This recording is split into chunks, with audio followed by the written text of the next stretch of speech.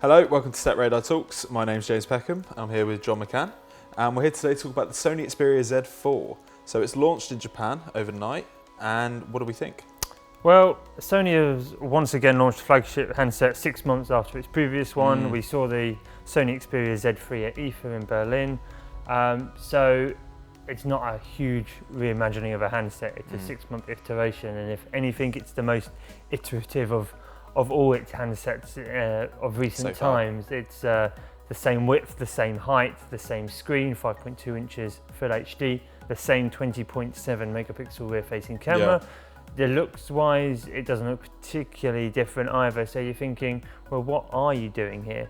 What are you doing with this? The main talking points are the Snapdragon 810 processor, which should give us a whole heap more power. It sticks with the 3GB of RAM. There are concerns about the 810 overheating. It hasn't done a huge amount of overheating in the One M9, but the performance hasn't been quite as slick as we'd hoped. So it'll be interesting to see if Sony have done it any better than HTC.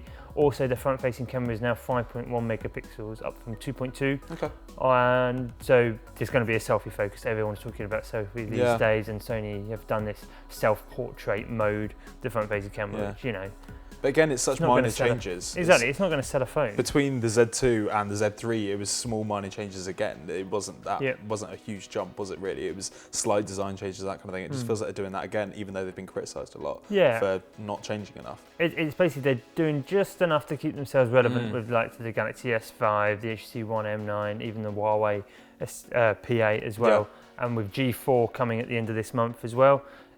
It needs to do something just to keep it on top of everyone else. But that said, as you said, it's only happened in Japan, and there's no word at the moment whether it may or may not be coming to the rest of the world. So it'll be interesting to see if it does. I mean, I'm sure it will. It's a big name, but they've done it very Japan only for now.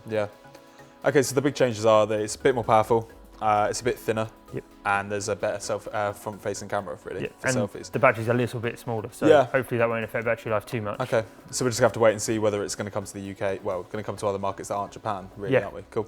Right, that's the end of TechRadar Talks for today. See you again soon.